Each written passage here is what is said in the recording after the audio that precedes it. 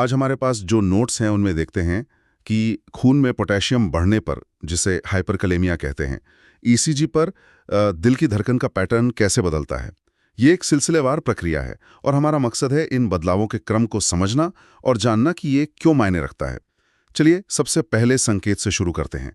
जब पोटेशियम का स्तर 5.5 मिक पर एल से थोड़ा ज्यादा होता है तो ईसीजी पर सबसे पहला बदलाव क्या दिखता है? हाँ, तो सबसे पहले जो चीज नजर आती है वो है टी वेव्स का नुकीला और ऊंचा हो जाना। इसे पीक्ड टी वेव्स कहते हैं। टी वेव वो हिस्सा है जो दिल के निचले चेम्बर्स मतलब वेंट्रिकल्स के रिलैक्स होने को दिखाता है।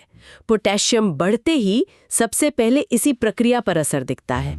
ये सबसे पहला संकेत है, आप कह सकती हैं। अच्छा, तो ये पहली चेतावनी है। फिर जब स्तर और बढ़कर मान लीजिए 6.5 मिक पर एल के आसपास पहुंचता है, तब क्या होता है? तब असर दिल के ऊपरी चेम्बर्स यानी एट्रिया पर दिखने लगता है। पी वेव्स जो एट्रिया के सिकुड़ने का सिग्नल होती हैं, वो चौड़ी और चपटी होने लगती हैं। चौड़ी और चपटी? जी हाँ, और साथ ही पीआर सेगमेंट मतलब एट्रिया से वेंट्रिकल्स तक सिग्नल पहुंचने का जो समय है वो लंबा हो जाता है।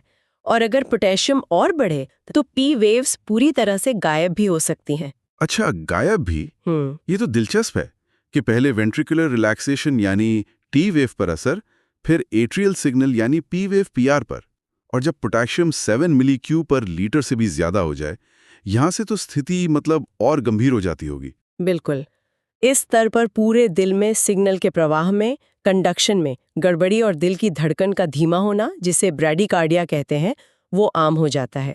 अब क्यूआरएस कॉम्प्लेक्स जो वेंट्रिकल्स के सिकुड़ने को दिखाता है वो चौड़ा होने लगता है और उसका आकार भी अजीब सा मतलब बिजार हो सकता है। क्यूआरएस भी चौड़ा होने लगता है? हाँ, ये बताता है कि वेंट्रिकल्स तक सिग्नल पहुंचने और उनके सिकुड़ने में देरी हो रही है। तो मतलब न सिर्फ सिग्नल धीमा पड़ रहा है, बल्कि वेंट्रिकल्स के धड़कने का वो पूरा तरीका ही बिगड़ रहा है। सही, हाँ बिल्कुल सही।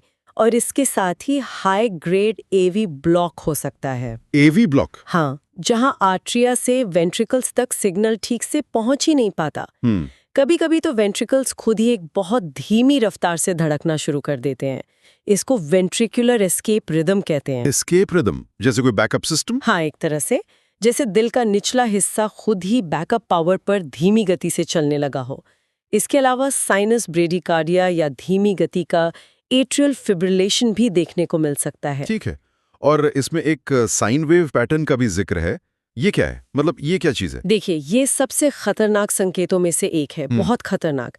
जब क्यूआरएस कॉम्प्लेक्स इतना ज्यादा चौड़ा हो जाता है कि वो टी वेव में लगभग मिल सा जाता है, तो ईसीजी पर एक लहर जैसी, साइन वेव जैसी शक्ल दिखती है। अच्छा, ये दिखाता है कि दिल का इलेक्ट्रिकल सिस्टम लगभग ठप होने वाला है। ये एक प्री टर्मिनल रिदम है और ये एक इमरजेंसी है। अरे बाप रे, साइन वेव पैटर्न मतलब स्थिति बहुत ही ज्यादा गंभीर है। और अगर पोटेशियम मान लीजिए 9 मिली इक्विवेलेंट पर लीटर से भी ज्यादा हो जाए तो फिर कार्डियक अरेस्ट का खतरा बहुत ज्यादा बढ़ जाता है। ये या तो असिस्टोल के रूप में हो सकता है, जहां दिल पूरी तरह धड़कना बंद कर देता है, मतलब बिल्कुल फ्लैटलाइन? हाँ बिल्कुल, या फिर वेंट्रिकुलर फिब्रिलेशन के रूप में, जहां वेंट्रिकल्स बहुत तेज और अनियमित रूप से सिर्फ कांपते रहते हैं, खून पंप नहीं कर पाते। दोनों ही जानलेवा स्थितियां हैं, तुरंत एक्शन लेना पड़ता है। तो हमने देखा कि कैसे पोटेशियम बढ़ने के साथ ईसीजी पर बदलाव एक क्रम में आते हैं। नुकीली टी वेव से शुरू होकर फिर पी वेव पीआर में बदलाव, फिर क्यूआरएस का चौड़ा होना, फिर ब्लॉक्स और धीमी धड़कन, और आखिर में वो खतरनाक साइन वेव पैटर्न और कार्डियक अरेस्ट। ये साबित करता है कि हाइपरकलीमिया जैसी जानलेवा स्थिति का पता लगाने के लिए ईसीजी कितना महत्वपूर्ण और कितना तेज तरीका है। हाँ, और सोचने वाली बात यह भी है कि कैसे ईसीजी पर दिखने वाली ये पैटर्न्स, जो शायद शुरू में बहुत सूक्ष्म लगें, असल में शरीर में एक बड़े खतरे का अलार्म लगा रहे होते हैं। हो सकता है मरीज को गंभीर लक्षण महसूस होने से भी पहले। सही कहा। ये हमें याद दिलाता है कि हमारी हर धड़कन कितने नाजुक इलेक्ट्रिकल संतुलन पर निर्भर करती है ना? बिल्कुल सही, बहुत ही नाजुक संतुलन।